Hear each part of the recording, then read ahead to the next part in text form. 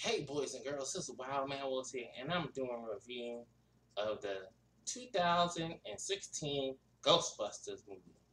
Well, this thing has been marred in controversy ever since their first photos or the first ideas getting out that it was going to be a all-female Ghostbusters, and people's been mad as hell about this movie ever since.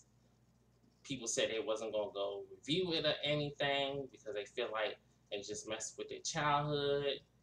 I love the original Ghostbusters, the first one, but I didn't care for the second one, and I love the cartoon until a certain point. So I'm really going in as a person that it's not really one of my favorite franchises, so it's not hurting me that they didn't did a reboot or retelling or something like that. The Ghostbusters. So here's my thoughts of the movie. The CGI was pretty cool. The 3D was nice. The story was good in the beginning, but the end just turns into the usual CGI fest, which most modern Hollywood blockbusters are doing now. So that's one thing. The movie didn't drag on too much. The comedy was alright. Some jokes didn't hit as well as others. I feel like the chemistry between the four Ghostbusters was pretty good.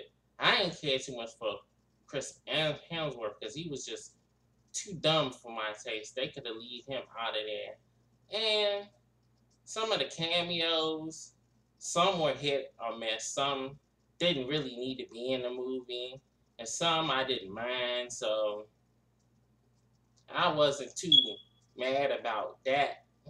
So, well, they did dedicate the movie to Harold Ramis at the end, so that was kind of cool.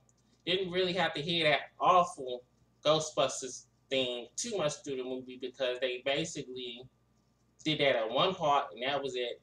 And then through most of the movie, you just heard the traditional Ghostbuster song, and they actually did have a newer version actually sung by Ray Parker Jr. So that's probably on the soundtrack somewhere. So I wish they would have used that instead of using the Fall Out Boy and Missy Elliott version because I ain't care too much for that. So the Ecto one looked alright, but they didn't really do nothing with it.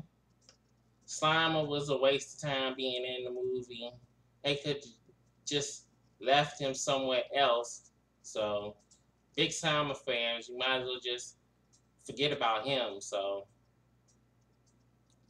my final thoughts of the movie, the ending was alright, but a certain part reminded me too much of the ending of the Mighty Morphin Power Rangers movie. So I wish they did that. They did have a useless cameo of the Stay Puft Marshall Mellow Man, so that was just in there to be. I don't know why. Oh, one good thing I liked about the movie was I enjoyed Kate McKinnon's character as their weapon specialist because they actually took the time to actually show she was working on stuff. Unlike the original Ghostbusters, they just came with the proton packs out of nowhere and that was it.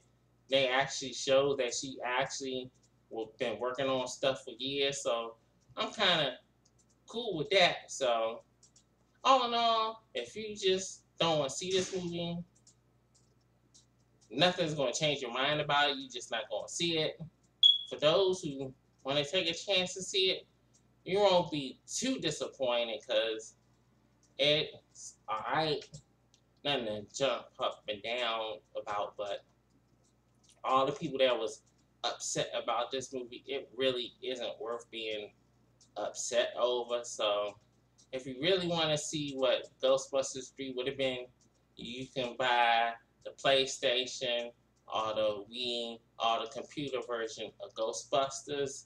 It came out a couple of years ago.